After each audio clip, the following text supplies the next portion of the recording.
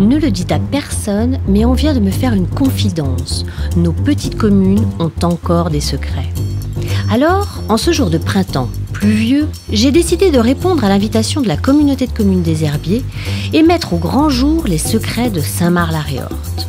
Malgré un ciel peu collaboratif, nous étions un certain nombre, poussés par la curiosité, à braver le temps pour découvrir l'insolite. Réfléchissant bien, on se dit bah non, tout le monde connaît bien notre commune, de A à Z, nos artisans, commerçants et tout.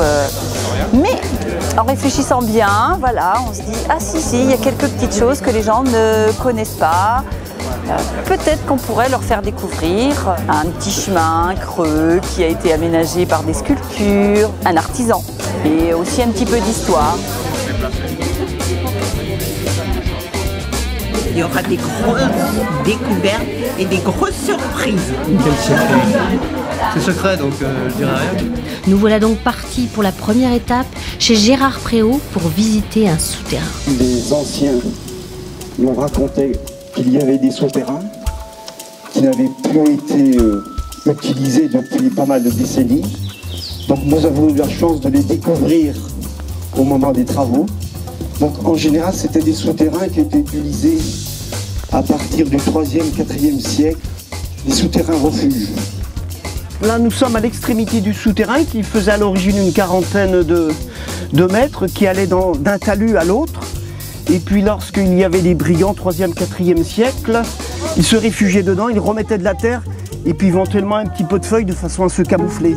Fort de cette première découverte, nous sommes partis vers une autre curiosité bien cachée.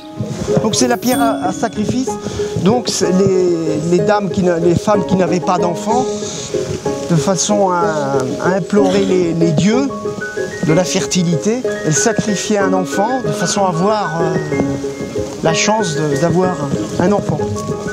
La seconde étape nous amène chez Pierre Sourisseau, artiste complet, conteur, inventeur, sculpteur et peintre, chez qui nous avons visité un chemin creux décoré de certaines de ses œuvres.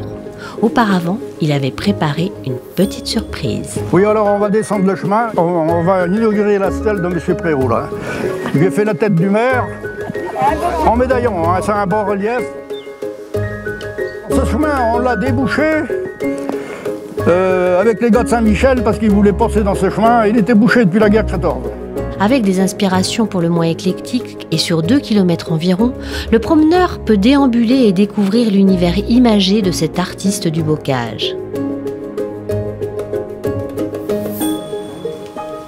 Dernière étape et retour au cœur de la ville, nous allons à la rencontre d'un doreur, Christophe Dumas, nouvellement installé à l'ancienne forge de Saint-Mars.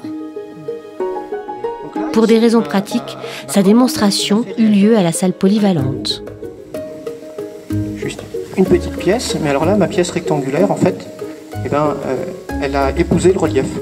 Je suis Marcy-Réortais d'adoption et donc je suis vraiment content de participer à la vie du village et donc faire connaître aussi mon métier aux gens qui sont proches de chez nous, à mes voisins.